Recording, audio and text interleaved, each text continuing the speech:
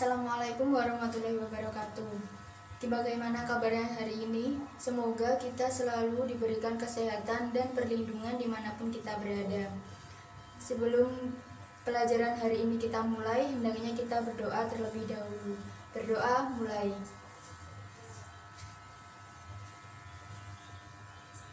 Berdoa selesai. Nah, sebelum pelajaran hari ini kita mulai, Ibu akan menjelaskan tujuan pembelajaran pada hari ini. Tujuan pembelajaran pada hari ini yang pertama yaitu peserta didik dapat menjelaskan keberagaman dan faktor-faktor yang mempengaruhi keberagaman dalam masyarakat Indonesia. Yang kedua yaitu peserta didik dapat menjelaskan arti penting dalam memahami keberagaman dalam Bhinneka Tunggal Ika. Nah, pada hari ini kita akan belajar bab 4 yaitu tentang keberagaman suku, agama, ras, dan antar golongan dalam bingkai Bhinneka Tunggal Ika.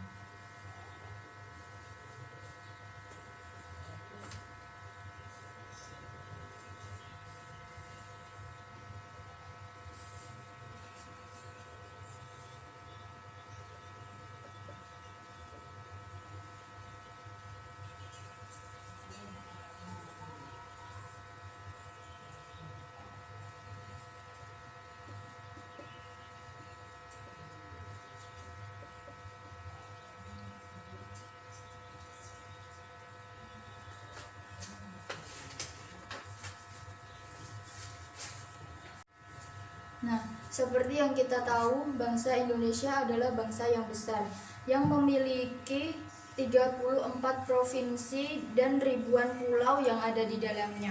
Nah, luas wilayah negara Indonesia ini berpengaruh terhadap banyaknya keberagaman yang dimiliki bangsa Indonesia itu sendiri. Apa sih keberagaman itu sendiri? Nah, keberagaman adalah suatu kondisi dalam masyarakat yang terdapat banyak perbedaan. Nah, perbedaan tersebut itu dapat meliputi perbedaan suku bangsa, perbedaan sosial budaya, perbedaan ekonomi, perbedaan ideologi politik, agama, ras, dan lain-lain. Keanekaragaman yang dimiliki bangsa Indonesia itu sendiri merupakan kekayaan dan keindahan alam di wilayah negara Indonesia. Nah, kemudian keberagaman dalam masyarakat di bangsa Indonesia ini sendiri menjadi tantangan tersendiri. Karena apa? Karena tumbuhnya perasaan kedaerahan dan kesukaan yang berlebih dapat mengancam keutuhan dari negara Kesatuan Republik Indonesia. Oleh karena itu, upaya untuk meningkatkan kerukunan antar suku, antar golongan, antar agama, dan antar kelompok-kelompok sosial dapat dilakukan melalui kerjasama, dapat dilakukan melalui dialog, dan dengan prinsip kebersamaan, kesetaraan, terus toleransi, saling hormat menghormati. Nah, selain itu, keberagaman yang ada di Indonesia ini juga dipengaruhi beberapa faktor dari luar maupun faktor dari dalam. Nah, di sini Ibu akan menjelaskan beberapa faktor umum yang mempengaruhi keberagaman yang ada di negara Indonesia ini sendiri. Yang pertama yaitu faktor letak strategis wilayah Indonesia.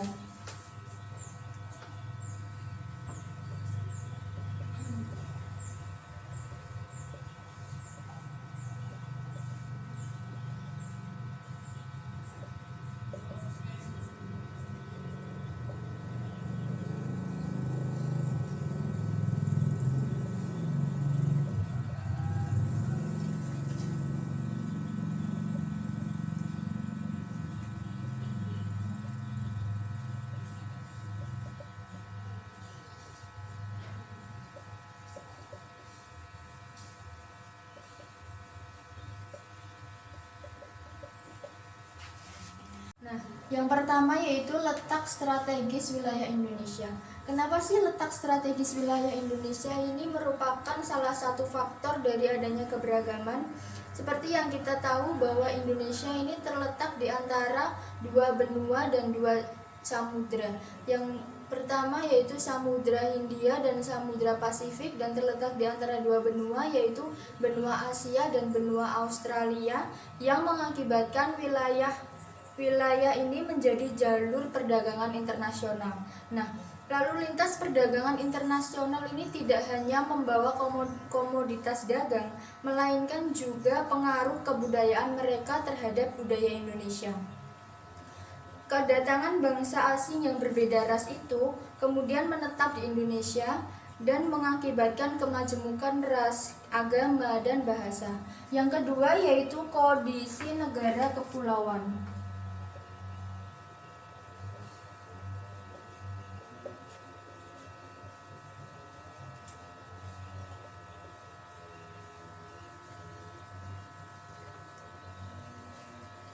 Negara Indonesia ini kan terdiri dari beribu-ribu pulau yang secara fisik terpisah-pisah. Nah, dengan keadaan ini menghambat hubungan antar masyarakat dari pulau yang satu ke pulau yang lain. Hal tersebut mengakibatkan perbedaan suku bangsa, bahasa, budaya, serta peranan laki-laki dan perempuan. Yang faktor ketiga yaitu adalah keadaan kondisi alam.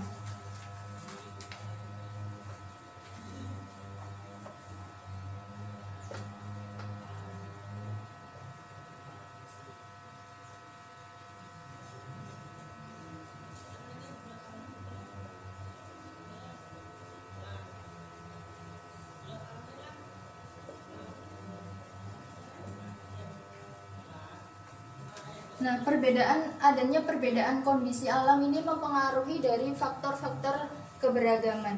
Seperti yang kita tahu bahwa kondisi alam yang berbeda seperti pantai, pegunungan, daerah subur, dataran rendah, dataran tinggi, itu mengakibatkan perbedaan dalam masyarakat. Juga kondisi kekayaan alam, tanaman yang dapat tumbuh, hewan yang dapat hidup di sekitar. Nah, masyarakat di daerah pantai berbeda dengan masyarakat pegunungan, seperti perbedaan bentuk rumah, mata pencaharian, terus makanan pokok, pakaian, dan lain-lain. Yang keempat yaitu keadaan transportasi dan komunikasi.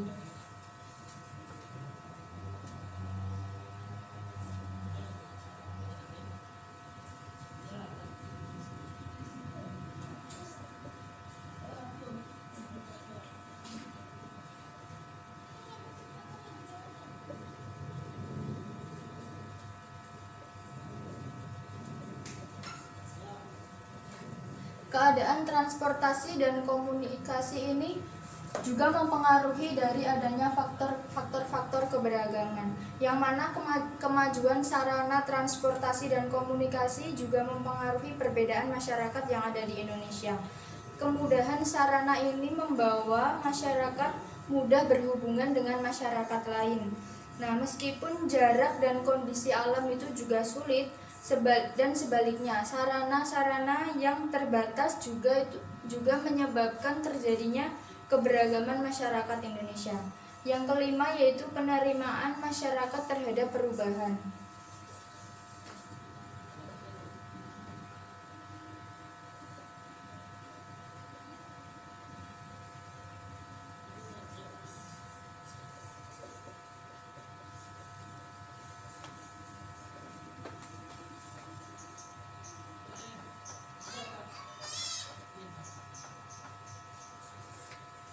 Penerimaan masyarakat terhadap perubahan.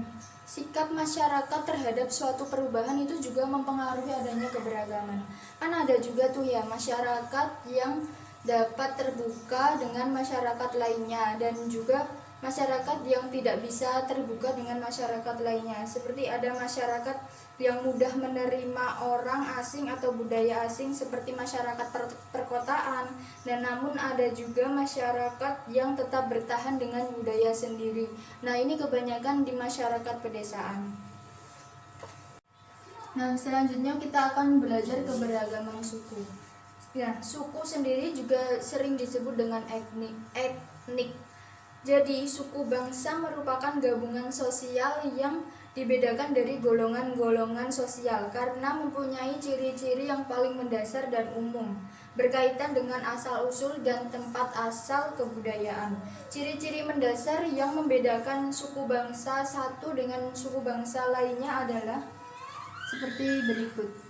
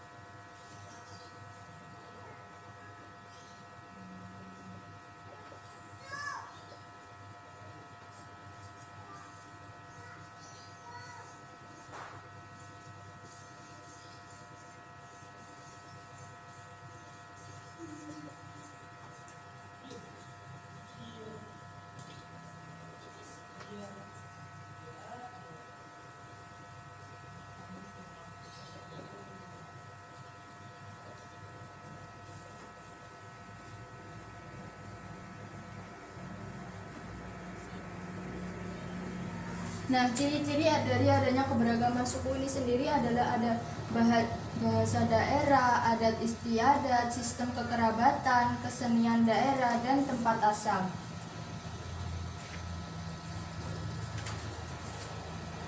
Keberagaman bangsa Indonesia ini diakibatkan oleh jumlah suku bangsa yang mendiami wilayah Indonesia. Sangat banyak dan tersebar luas di wilayah Indonesia. Menurut penelitian Badan Pusat Statistik yang dilaksanakan pada tahun 2010, di Indonesia terdapat 1.128 suku bangsa. Antar suku bangsa di Indonesia ini memiliki berbagai perbedaan, dan itulah yang membentuk dari adanya keberagaman di Indonesia. Antar suku bangsa di Indonesia ini memiliki berbagai perbedaan, dan itulah yang membentuk keanekaragaman di Indonesia. Berikut adalah beberapa suku bangsa yang ada di Indonesia berdasarkan asal daerah tempat tinggal.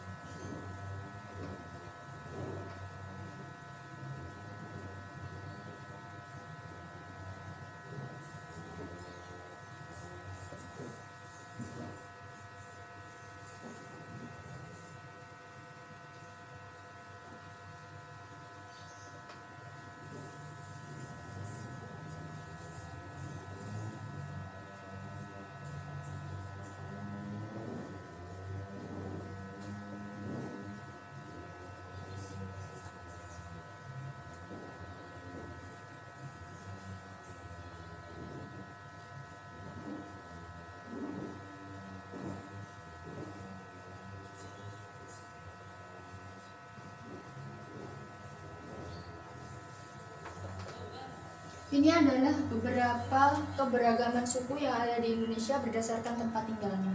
Dari Pulau Sumatera terdapat suku Aceh, suku Gayo Alas, suku Batak, dan masih banyak lagi. Dari Pulau Jawa terdapat suku Jawa, suku Sunda, suku Baduy, dan lain-lain. Dari Pulau Kalimantan terdapat suku Dayak, dan Pulau Sulawesi juga terdapat suku Bugis, suku Manado, suku Gorontalo. Sedangkan Maluku terdapat suku Ambon, suku Ternate, dan lain-lain. Dari Bali dan Nusa Tenggara sendiri ada suku Bali, suku Timor, dan lain-lain. Dari Papua ada suku Asmat dan suku Dani. Nah, kebudayaan sosial budaya masyarakat Indonesia ini sangat beragam sekali. Kita ambil contoh seperti masyarakat yang tinggal di daerah pegunungan akan lebih banyak menggantungkan kehidupannya dari bertani. Oleh karena itu akan berkembanglah kehidupan sosial budaya masyarakat tani. Sedangkan dari kehidupan masyarakat yang tinggal di pesisir pantai. Nah, hal tersebut juga akan mempengaruhi mata pencaharian. Nah, mata pencaharian dari masyarakat yang tinggal di pesisir pantai tentunya adalah nelayan. Dan kemudian berkembanglah kehidupan masyarakat nelayan seperti itu. Nah, keberagaman dari adanya bangsa Indonesia ini tampak pula dalam seni sebagai hasil kebudayaan daerah di Indonesia. Misalnya dalam bentuk tarian dan nyanyian-nyanyian. Selain itu, keberagaman suku bangsa dan budaya tidak menghalangi terwujudnya persatuan dan kesatuan bangsa. Hal itu akan terwujud apabila ada sikap toleransi yang dimiliki oleh setiap warga negara. Nah, kemudian kita akan belajar tentang keberagaman agama dan kepercayaan. Kekayaan alam yang dimiliki Indonesia ini sangat diperlukan oleh bangsa-bangsa lain, dan hal inilah yang membuat para pedagang dari bangsa-bangsa lain banyak berdatangan. Selain mereka berdagang, mereka juga menyebarkan ajaran agama. Dan saat ini di Indonesia terdapat 5 ajaran agama yang seperti berikut.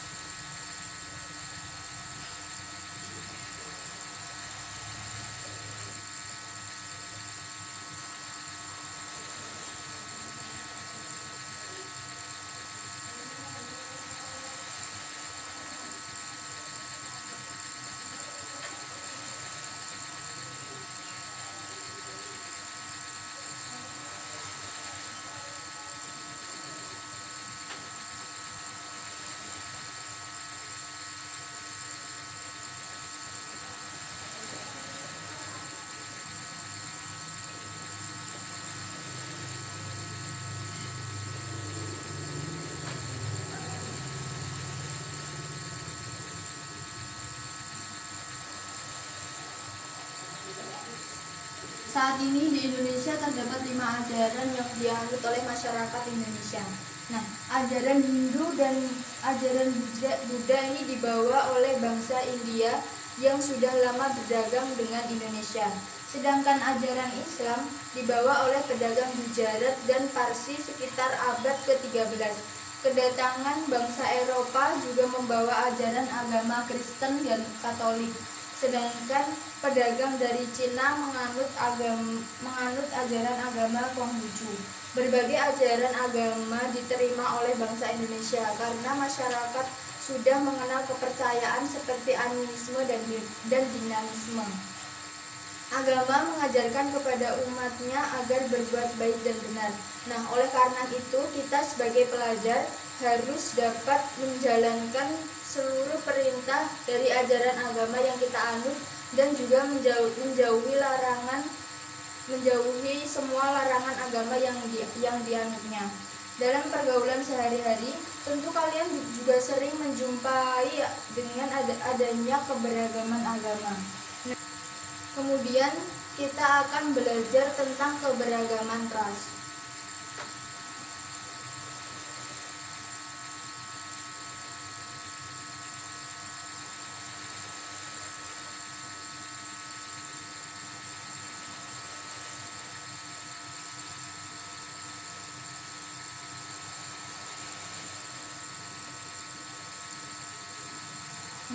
Pada dasarnya manusia ini diciptakan dari kelompok-kelompok ras yang berbeda yang merupakan hak mutlak dari Tuhan Yang Maha Esa.